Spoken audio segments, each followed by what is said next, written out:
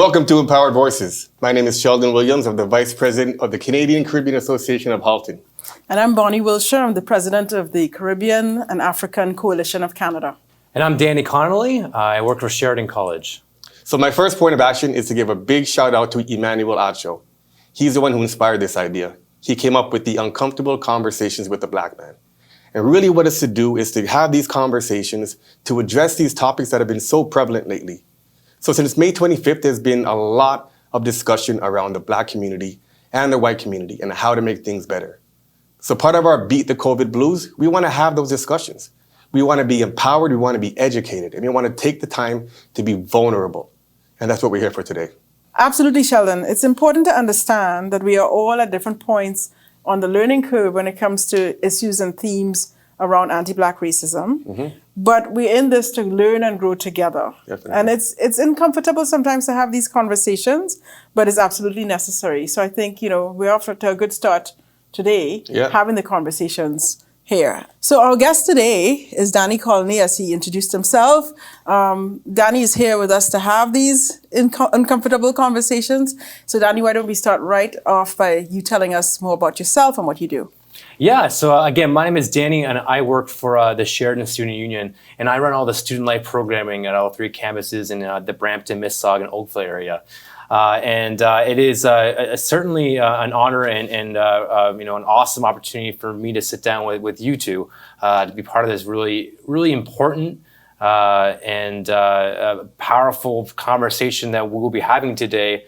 I hope that I'm here to learn something from you two. And also learn something from the past recent events in the summertime. Sure.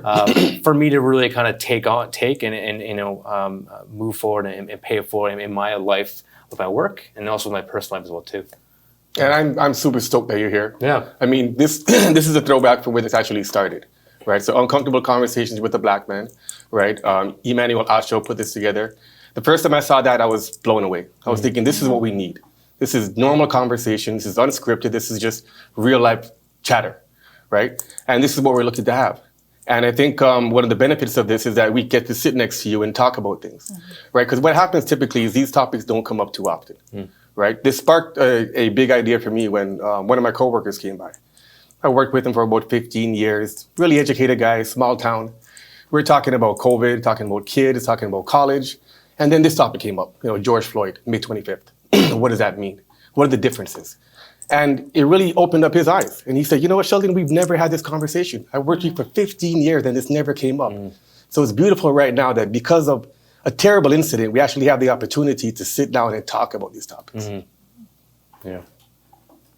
So Danny, why did you choose to be on the show today? Like what are you hoping to get out of it? Yeah, I think it's important for someone like me, and transparently from the white community as well too, to be okay feeling uncomfortable. I think it's important for me to push myself out of that comfort zone and into that challenge zone. And I think it's important to show other people from my community that feeling uncomfortable it's not a bad thing. I think it's an important feeling that I think I should be feeling, and I think people from my community should be feeling. Sometimes people avoid these scenarios or avoid these opportunities so they don't have to feel uncomfortable. Yep. And I think that's something I really learned in this past summer, that the feeling of just being uncomfortable and anxious and just not in a pleasant state of mind, that was a space that I was challenged to hold and not panic and start complaining and start finding something to do, just feel it. And what caused that uncomfortable? Was it just, was it the unknown? Was it the fact that it was inundating you? Like what caused that? I think it was just all the examples of the past actions towards the Black community, and using all the examples that from people from my color and my generation being essentially responsible for that. And a lot of knowledge was going through that time and back in the July and August, and we're in this interesting world where we're forced to be inside. And so we're almost craving knowledge. Sure. And this was seen every single day through our social media patterns, through our Instagram. There is something new. There's a new post. There's a new perspective. And we're looking at you as well. So, and so I really challenge myself to be okay to feel uncomfortable. That yes, I'm part of a demographic that has been responsible for some of these issues that are going on that you saw on TV, and I don't need to know the answers right now. Sometimes I just need to shut up and listen. So that's what I'm really trying to do, I think. Sure. Yeah. Was there one topic that stood out to you, one theme that you wanted to talk about first, or of interest? Well, I think the one thing that really challenged me this past summer was my white privilege. I felt that I was a pretty strong ally towards the Black community through my work, through the students I work with too as well. Sure. And I think after this summer, I had a really strong wake-up call that no, there's still a lot for me to learn. Yep. And examples is, through my education, through my employment, through the opportunities. I think this past summer, my lens just kind of really cleared up.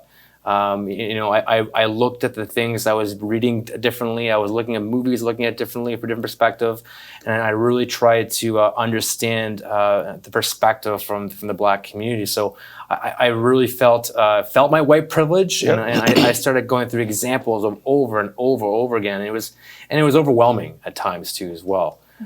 So I think that's the one thing I learned, that I am in a privileged community. I've been raised that way, and I need to find out ways to kind of use that power for the good, right? So I think that's a great place to start, Danny. Yeah. So let's dive right in. Yeah. Let's talk about white privilege. Okay.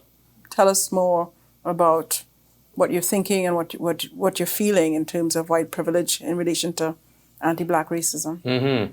I think for me, the way I feel about white privilege is the way I learned and looked at it was through my education and my opportunities that I think I was receiving. I think when I started reflecting on my white privilege, I looked back where I grew up. I grew up in a small town, Halton, where I went to school. You could count many Black people with just one hand. It was a strong white community. And I think I don't know if I took it for granted. That's what I saw. That's what I felt, and that's what I was part of. And then I really understand my white privilege when it comes to education and maybe just employment opportunities too as well. So what do you mean by that exactly? Because there's I guess different depth of the understanding, or different concepts. When you say education and then employment, how does white privilege affect those, and what's your take on what you've seen in that environment? Well, when it comes to education, I think what I see is, in my particular class, when I was taking school, there was not many Black people in my class, not many Black people around my program. And I don't know if that was me just surrounding myself with white people naturally too as well. That's where I kind of reflected on immediately this past summer with my educational experience. And then when it comes to my employment, and when it comes to maybe my opportunities to grow too as well, even where I currently work, I think we need to do an even better job when it comes to hiring people from color. And that's something that I think we're always, always assuming that we're doing, but I don't want to be part of an environment where we're making these assumptions that we're doing the right thing. I think we need to make sure we're putting ourselves in a position to learn, I guess. And that's a great point, because I think that's something that's not naturally done. Yeah. Like we are creatures of habit, and we gravitate to them to whom we're most comfortable with. And so, the fact that it has to be shown and exhibited, this white privilege, it'll help to change those hiring behaviors, right? So you may see a Jerome versus a John, and say, well, John probably plays hockey, Jerome may play basketball, and I want to hire John instead because I'm a hockey player. And that's how the privilege is just innate, right? And those types of things, once it becomes top of mind, then the decisions can be made different than just that natural tendency, and be turned into an action to make change and to make something different. Right. So all I'll add is that, when we talk about white privilege, it's associated with, access to opportunities, resources, etc., that the Black community would not have just based on the color of their skin. I could go into a definition about white privilege, but before I do that, let's watch this clip. White privilege is the automatic, taken for granted advantage bestowed upon white people as a result of living in a society based on the premise of white as the human ideal, and that from its founding established white advantage as a matter of law, and today as a matter of policy and practice. And it doesn't matter if you agree with it, if you want it, if you even are aware of it, it's 24/7, 365. And one of the reasons why it's so hard for white people to see it, well, there are many reasons, but one is it serves us not to see it. We come to feel entitled to that advantage. We're told that we deserve it and that we earned it. And we take great umbrage when that is challenged. And I'm really clear that I'm not saying that white people don't struggle or face barriers or work hard, but there's a major barrier in this society, racism, that we don't struggle with. And not struggling against that barrier actually helps us navigate the barriers that we do struggle with. Well, I think many white Americans claim they believe in racial equality. And so the way you put that to the test is by asking questions about racial disparities. So why is it that unarmed Black people are killed by police too many times and armed white people are simply arrested? Why is it in Minneapolis that Black people are 20% of the population, but 60% of the victims of police shootings? Why is it that the Black unemployment rate is twice as high as the white unemployment rate? And there's only two answers. Either there's something wrong with Black people, there's something superior about white people, or racism. Yes, and I mean, as Robin, talked about, it is critical for white people, for people in general, to stop denying their racist ideas, to stop denying the ways in which policies have benefited them, to stop denying their racism, and to realize that actually the heartbeat of racism itself is denial, and the sound of that heartbeat is, I'm not racist. So I'm sure a lot of you have watched that video before. It's been around for quite some time. I have to tell you guys that every time I watch it, I have this visual reaction in me. I totally feel the pain of the inequality and inequity in all the, every time he said, if you had privilege to private education or whatnot, I did feel it.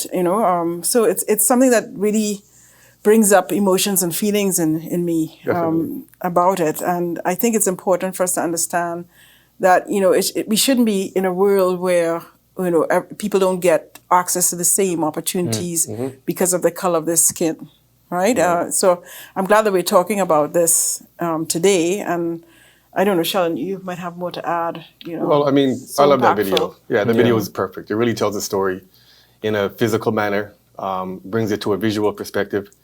And it really makes you think about, it's not just this generation. It's not just your privilege. We're talking about centuries. We're talking about when slavery was abolished and when equal rights were given. There was a long period of time that Blacks couldn't get a mortgage and Blacks couldn't buy property. So they gave them the right to be free, but didn't give them the right to have free access to property. So we're talking about a very short period of time that Black people have actually got off that back line. And we've been miles behind for so long. So white privilege is not just a daily thing. We're talking about a century-long thing. So people say, you guys got to get out of, just get over it. When you guys say that you got to get over it, slavery was years ago, 100% right. But we're talking about systematic racism that has pushed Black people back by not allowing them to even experience privilege. Right. So that example just is a perfect video to start the conversation of what white privilege means all the way down to the core. I'll just add one more thing before I go to Danny. Yeah. We understand that the concept of white privilege is something that's difficult for some white people to grasp. Because they're born into it, they automatically benefit from it, they act out of it without even realize that there is an it occurs. Tell me something. What are your thoughts about it? Having watched the video, and just have any closing comments about what you're thinking. You talked about education. You talk about access to financial stuff. How do you see white privilege impacting on the Black community at a more deeper level? Well, in terms of the video, I think I echo both your comments. Really, I think it's a very powerful video, especially towards young people too, to really help them understand through an activity like that, and to see the moving 2 steps forward and then looking back, and the facilitator too did a great job facilitating that whole activity there too as well. So I think it's really important to find simple ways like that to teach young people what it really looks like. Because I think, even figuring out the complexities of white privilege too can be, like you said, very difficult for someone maybe not even to begin to understand, I guess, per se. Yes, absolutely. And then it's moving forward, I guess,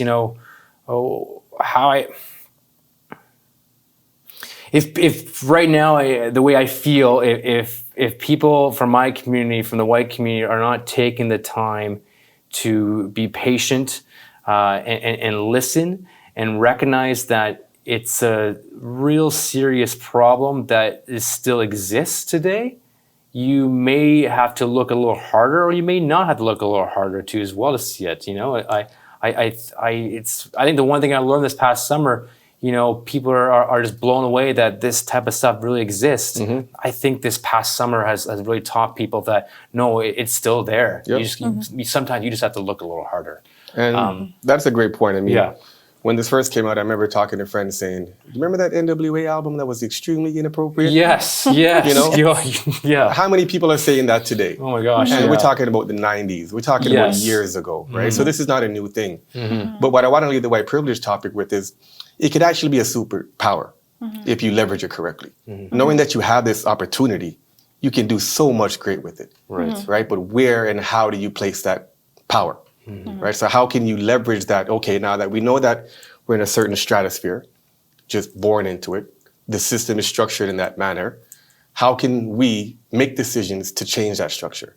So instead of the guilt that may be inherent, turn it into a strength. Right. Because it's a wonderful thing to understand it, to accept it, and then do something better about it. I mean, that goes with everything in life, right? As long as you realize that you have a weakness or something that you can do better, then you will do great once you realize that. Accept it and then develop yourself. And I have to say that, in Milton, the community where I live, I was very gratified to see a lot of the population, a lot of the white community actually stepping up and saying, this is what we need to acknowledge, that white privilege does exist and we need to do work on ourselves. It shouldn't just be up to the Black community, to teach and educate us about it. So I think that, on a lighter note, that, we are making progress. And I think, again, it's about not having one community, given more privilege over another. It's about, we need to move to a point in time where the word privilege does not exist because it's not even needed. Very true, yeah. So let's talk about something else now, because I think this leads nicely into a topic that, a lot of people talk about, that actually, comes and follows from white privilege that has been, in existence for years and for centuries, as Sheldon has said. Let's talk about Black Lives Matter. So this is a really hot topic. It's something that everybody I know about and across the world is talking about. Why are they talking about it? Let's look at a video clip from Trevor Noah and see what he has to say about it. Black Lives Matter. And they're not just saying it, they're saying it in public. Black Lives Matter has become the phrase that people admit needs to be said. And maybe it's because of George Floyd's video, maybe it's because the whole world was forced to sit at home and watch that video, but it's happening. Everyone from Mitt Romney to K-pop fans are saying Black Lives Matter. Corporations are saying Black Lives Matter. Amazon, Bud Light, Gushers, everyone is saying Black Lives Matter. And don't get me wrong, I don't know if these companies are actually going to do something to show that they believe Black Lives Matter other than just saying it. But it is still a major step to have American corporations who just a few years ago were terrified of that phrase, saying it as part of their corporate ethos. Because Black Lives Matter shouldn't be controversial as a phrase. Black people having lives shouldn't be a controversial thing at all. So where did the Black Lives Matter phrase come from? So let's talk about the initial movement of the Black Lives Matter. The Black Lives Matter movement was in response to the acquittal of Trayvon Martin's murderer, who was George Zimmerman. Rest in power. And because of the acquittal, these 3 black women came together and decided to form the Black Lives Matter political movement. Their names were Alicia Garza, Patrice Cullors, and Opal Tometi. So this is very important to the Black community. It's very important to the world, actually, because, again, we're talking about the lives and the value of lives, as Trevor Noah said. Some people actually get offended when we say Black Lives Matter. You know, they get offended or they misunderstand what we're trying to say. But also I have to say that we do have a lot of supporters who do understand. They get it, and they understand why it's important, because why shouldn't all Black lives matter? Of course. Right? Why should there be Black lives extinguished, as we've seen, you know, over centuries, starting from slavery, as Sheldon said in the beginning, and ongoing? You know, why should we continue to see the mass shootings of Black young men and older men? Why are we seeing Black women murders as well? Why are we seeing, you know, people not being brought to justice for these killings?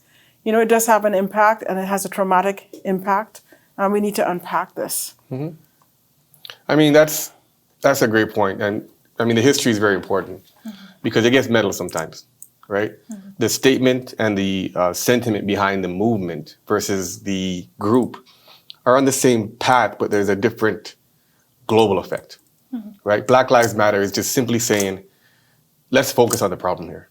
Let's focus on the fact that Black people are being slaughtered and white people are not being held, white people are not being held accountable for it. That's the difference, right? All lives matter, of course. But to distinguish or to diminish the fact that, or to eliminate the fact that Black people are being targeted, that's where the issue lies.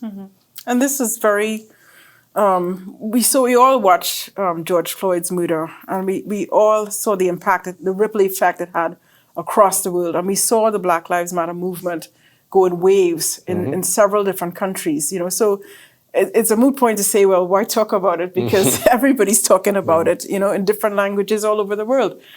So Danny, when we talk about Black Lives Matter, tell me what it means to you. For me, when I first heard the term, it was just a term. It was a phrase. It seemed catchy. I mean, artists were saying it, you know, and that's why I saw it, right? And then when I associated the Black Lives Matter with a movement of people, I think my first experience with it was in Toronto during one of the Pride parades when the Black Lives chapter in Toronto actually stopped the parade, and that was the first kind of realized that it is actually a group of people that have formed and developed over time. And then this past summer, it went from a term, a catchy phrase, to a group of people, and I think that's when you associate the word movement from the events past summer. You know, you saw the protests and the coming together and the people gathering.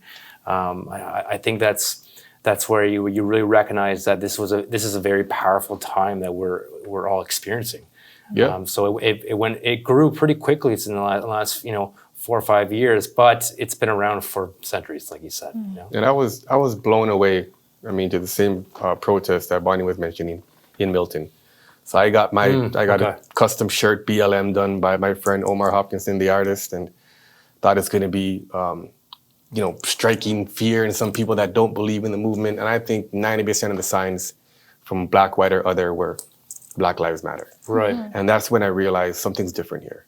This is a change from a total conceptual change from what it was before May 25th when George Floyd was murdered. Well, that's a great question I should be asking you. Like, do you, after this movement happening, do you actually feel that something is happening, that something is changing, or something is moving? Because the one I think criticism we always get is this is just something that's trendy, that's happening now.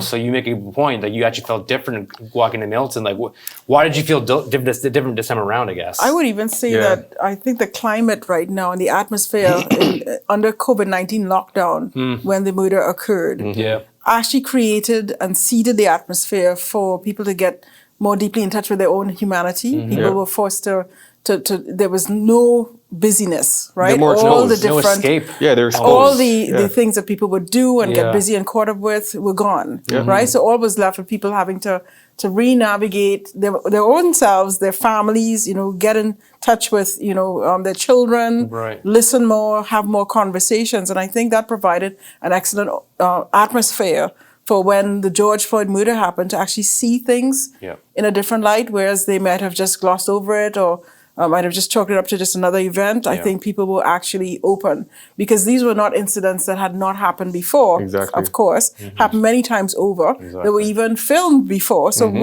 what made it different? I think what made it different was that minds were more open this time. Right, the emotional connection was there, and people actually felt something. And if you have to feel something and internalize it before you can understand it, be more knowledgeable about it, and then actually act from that knowledge and understanding to create effective change. So I think that's yeah. what has happened here. Okay. And I think it's, unfortunately, the question has two answers, really. So yes, I think that there is a big difference. I was able to do a little speech during the protest, and I remember when I seen Rodney King on TV. And I was the same age as the children that put it together, because it was actually organized by two white girls. In grade 8. In remember grade that? 8 in Yes. Milton. They put it Wow. together. And I said that statement there. So your question, do I feel like things are better? I do. And then we hear about shootings every single day in the States. Right. And race wars, right? So that's why this is so important, because we cannot control the world around us. We can control the people around us. We can control it and help to get narrative around what we think is right. And the fact that you're here and other people are going to be watching this and other people are having that conversation, then one at a time we're going to make a change. But I still feel there's a lot of work to be done. There's a lot of damage that's been done. And there's a lot of sick-minded people that don't want to see this change. Yeah. Right? So I'm optimistic, again, because two white girls put this together and it was thousands of people in Milton. I feel that we're on the right path. And as long as people realize that Black Lives Matter means that we just want to focus on the problem and find a solution, then we have hope. Which brings us to another related topic. Why do people say all lives matter? What do you think about that? I think this past summer when you saw people respond to this movement and to this change with all lives matter. It's embarrassing in some senses, especially when I saw a white person do it, because it just showed that the total lack of understanding of what is trying to be come across.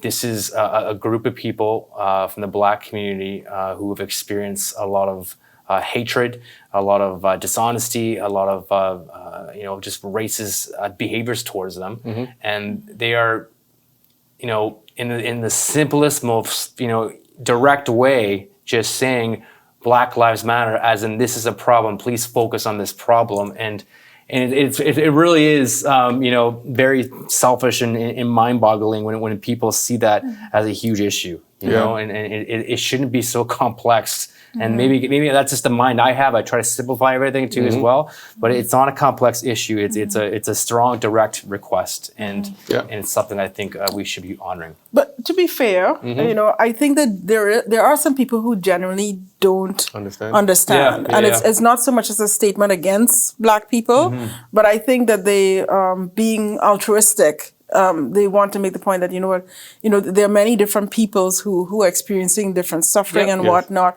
Why should one group have, their suffering acknowledged more than another? Well, right? here's the example I give for that, though, right?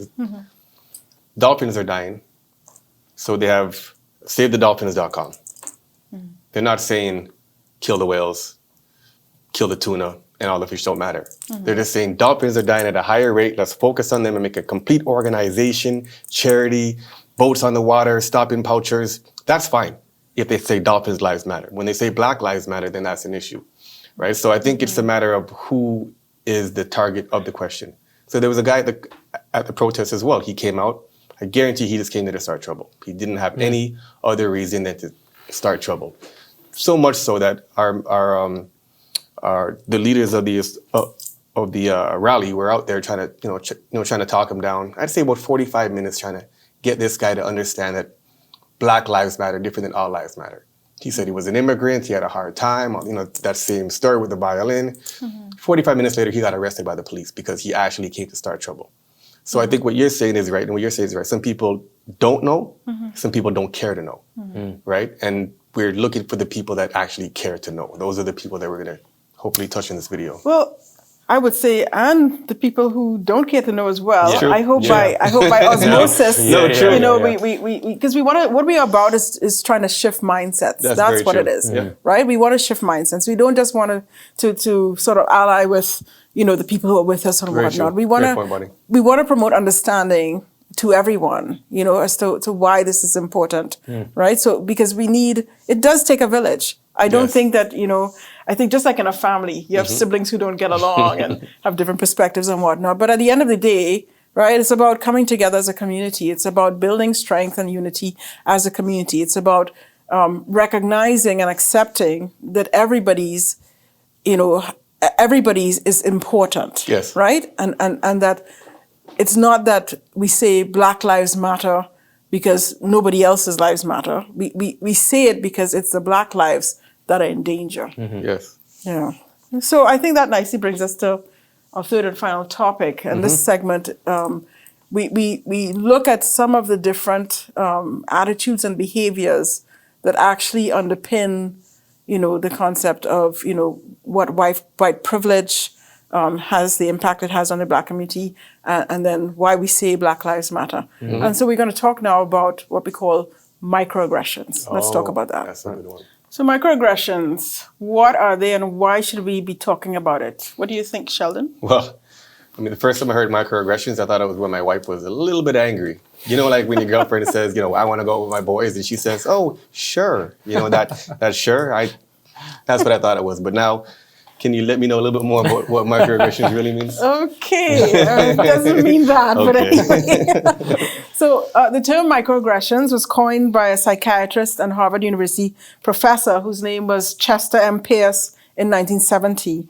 He used the term microaggressions to describe what he called as insults and dismissals that he regularly witnessed that were perpetrated on the Black American community by non-Black Americans. Yes. And that's where the term microaggressions came from.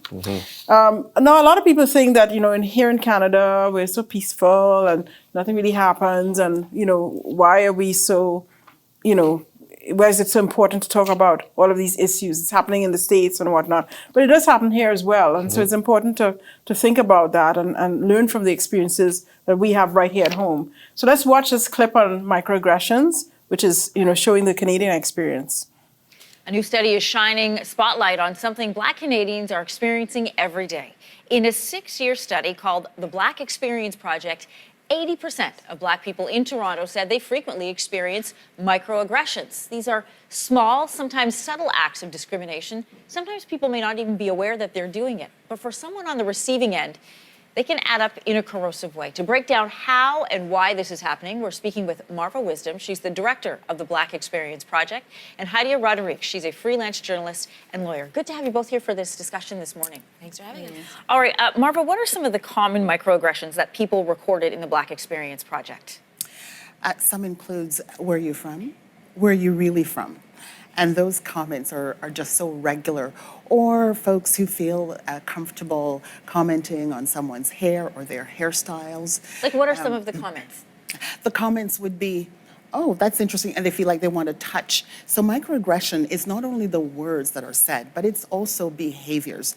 It's the look that you get, or it's walking into a store or walking along the street if you're a young male and someone walks across to the other side of the street.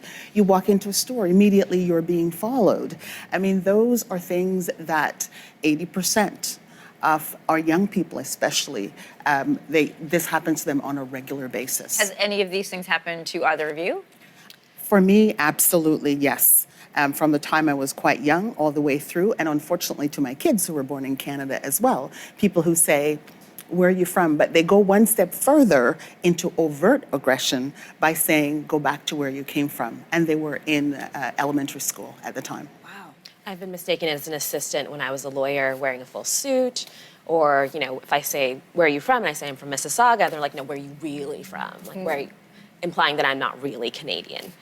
So these things do kind of add up. Some of those experiences you recorded in this great article in the Globe and Mail. It's called Being Black on Bay Street. You detailed some of your experiences in a professional environment. How did you find? Give us some examples of how your race was demonstrated back to you in a professional environment. Well, the example with being mistaken for an assistant happened in my first week on the job. So And what do you say at that point? Well, I said, they asked, who do you work for? And I said, well, I'm for the labor and employment group. And they're like, who's your lawyer? And I'm like, me. Wow. And they're like, I'm an associate. And then I was wearing a suit, I had a briefcase, and then you could tell, like, she blushed, she realized that she'd mistaken me for someone different, hadn't kind of even looked down, just had looked at my face. Or someone saying, oh, well, I didn't think you'd want to go skiing, like black people don't ski. So kind of it's reinforcing that you're an other or you're kind of different. So it was really great to see in that video the statistics for Canada and to have that perspective from Black Canadian women on microaggressions. And what is important to understand is that microaggressions actually lead to emotional and psychological trauma. Yes. It's called racial trauma. And because of the constant perpetrations of microaggressions against people in the Black community that they experience in all aspects of their life, whether they're at work or going shopping, going to the bank, whatever. It becomes very traumatic for individuals, and also it leads to deeper sensitization to the issues. Much the same as PTSD has an effect on veterans, and the incidents and the triggers just keep coming back. Microaggressions have the same impact on the Black community. So that's very insightful. And I think the fact that it's repetitive and it has that constant replay is what really makes it detrimental. And what, the older you get, you almost get more scarred based on your instances and based on the occurrences of it happening. Danny, what are your thoughts about the video? What are your thoughts about microaggression? Have you heard of it before? Or? No, I've never heard of the word microaggressions before. Yeah. I think when you look at the word and you naturally maybe dissect it. You look at the micro, you look at aggression. You could probably come up with some pretty easy definitions. It might be easy for someone to figure out. But I didn't know that word was anywhere associated to towards a specific group of people. Yeah. So like you referenced there before. So it's definitely a new terminology for me. And as for the video itself, you put yourself in someone's shoes like that, and you use that mosquito perspective. It's annoying. It's frustrating. It's always around, hard to get away, and that's a very interesting perspective. The way that film kind of portrayed it in a way, and he used many examples too as well, not just racial examples, like just some prejudice and stereotypes we kind of use towards many groups of people, right? So it's definitely a new term for me, and it's something I kind of just picked up now. You guys saying, yeah. And people think, I should clarify that, although the word microaggressions was coined in relation to the Black community, Right. Since then it's been used on a more broader spectrum to include individuals who are vulnerable or in less positions of power. So whether they have disabilities or they have different, gender orientation, etc. So, but the same thing applies. It's the repetitive insults. They may be intentional or unintentional. Right. Yeah. Right. So I, for example, have had experiences where when I've walked into a meeting room, and I've been told, I think you're in the wrong room. There's an automatic assumption that I'm not supposed to be there, or maybe because of my color, that I'm not, I couldn't be of the caliber or whatnot of the person who they think should be in those discussions, right? It could be something just like, your voice is overlooked. So you make a comment and it's completely ignored, but then, a white colleague makes the same comment and they respond to that, right? Yeah. And then you've seen, instances of, people wanting to touch your hair as a Black woman, come up to you. There's situations where, I might be walking through a door. Maybe I'm ahead of, somebody who's white who's walking, but they just assume that I'm going to step back so they can go through the door first. Those are examples of microaggressions or some, but there are many. There's a spectrum, you know. But I have to say that again, in talking to colleagues and whatnot about the white colleagues about microaggressions and stuff, some have come back to me and called me and said, we want to apologize because we realized in thinking back on our behavior, we didn't realize that some of the things we were doing or saying, oh, you're so articulate. They mean well by it, but they didn't realize that it could be taken the wrong way. And so I'm very gratified. I think that, people actually want to be, more aware of their behaviors, and they want to help normalize the situation of, people being treated and seen differently because of the color of their skin. And it's important because the examples you've given could seem from the outside as, oh, she's being too sensitive. Oh, she thinks everything's a color thing. But, the example of multiple instances causes trauma. And trauma causes different changes in your behavior. Every relationship is the same. You date somebody that had a slew of bad relationships, they're going to be oversensitive on why you're on your phone or why you do certain things and think you're always cheating and think that they're not pretty. Something that has been triggered from past issues. And that's what's happening with our community. Is everything that comes up, it's like, okay, maybe that person really didn't know that you were opening the door for them. Maybe that wasn't the instance, but these conversations help that to happen and help that to be clear. That next time that something happens, maybe I'm thinking of something because I've been programmed by experiences that you don't think I actually happened. And you don't think I actually have experience. So when I say something and you say, Sheldon, you're being so sensitive, or Sheldon, oh, not everything is race related. All those microaggressions, all those little pricks over all these years built up this whole balloon of, I don't think this guy even wants me in the room right now, right? And then there's microaggressions that are more targeted. Yes, so more blatant. More blatant. I remember I was working in a grocery store, I won't mention the name, but there was an elderly white lady that was there with me, and it was a beautiful sunny afternoon. And my mother came in and grabbed 2 steaks because she's gonna have a barbecue. And the lady says to me, you know what, Sheldon, this is no place for a white lady to be right now. And I thought, well, that was an awkward statement to say. But she was just poking, saying, yeah, your mother should be here and I should be out there because a black woman should be working and I should be out there barbecuing some steaks, right? So these are the different levels that it comes through. And over the years, it forms a callus. Right? So, having these conversations helps to address those and make you realize that maybe something that you see that you maybe can correct. Or maybe you see a colleague do something and says, don't touch Bonnie's hair, don't ask her that, knowing that this is something that's impactful and causes trauma. And I think it's important to be open to having these conversations about microaggressions and how it impacts. Because if you're silent about it, they just continue. Silence is violence. So as a black community, we can speak up and say that, or clarify, what did you mean by that? Or, when you said that, I felt this way, and whatnot, But more importantly, it's important to provide the understanding, the wider and general understanding of what microaggressions are, what they look like. Because a lot of people actually, as I said, they could be intentional or unintentional. So a lot of people might be perpetrating microaggressions but not realizing and don't want to hurt. At work, we did a sort of workshop about microaggressions. And when we had in the anonymous comments chat group, we asked, how does it make you feel? How do you think it impacts people in the black community?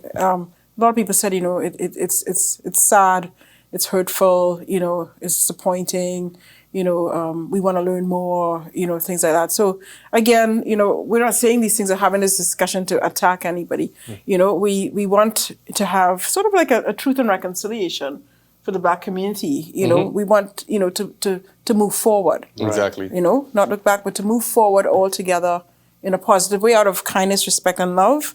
When we talk about these things. Right. Yeah, it's a very common thing, but I think once just like the topic we talked about so far, once it's understood, addressed, and consumed, we'll be able to digest it and actually be nourished by it. Nourished by the fact that we understand that white privilege is there. Nourished by the fact that we understand that Black Lives Matter does not mean that nobody else's lives matter. Right. And nourished by the fact that we understand that microaggressions are so common and so impactful that if we take a step back and think about our actions, which we're supposed to do for everything, but take a look at our actions when it comes down to the relations of our closest peers, it can be a whole different world when we look at things through a brand new perspective. And have an empowered and educated mindset. That's right. So I think this has been a very extremely impactful conversation. I don't know about you all, I can continue talking. It's so good. I hope that, we can continue, and I hope that you've taken away a lot, and you've surely given us a lot from your responses. So I think this is something that we can take to another level. I mean, Danny, I admire your strength and bravery. I admire your honesty. I admire your willingness to do this. I mean, it shouldn't be something that is out of the ordinary, but the fact that you're taking this step, it's one step towards everybody else taking that same step.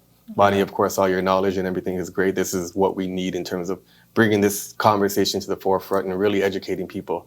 And I'm excited because this is part of our Beat the COVID Blues, for the Canadian Caribbean Association of Halton. The content is available. It is all available on our YouTube page. But before we sign off, Danny, do you have any last comments you want to say about your experience? I think just, Bonnie and Sheldon, thank you for the opportunity just to be, present on this stage with you. I think this is a really, interesting, awesome opportunity for myself. And so I was honored just to be considered. I think we've talked about a few things, when it comes to my white privileges.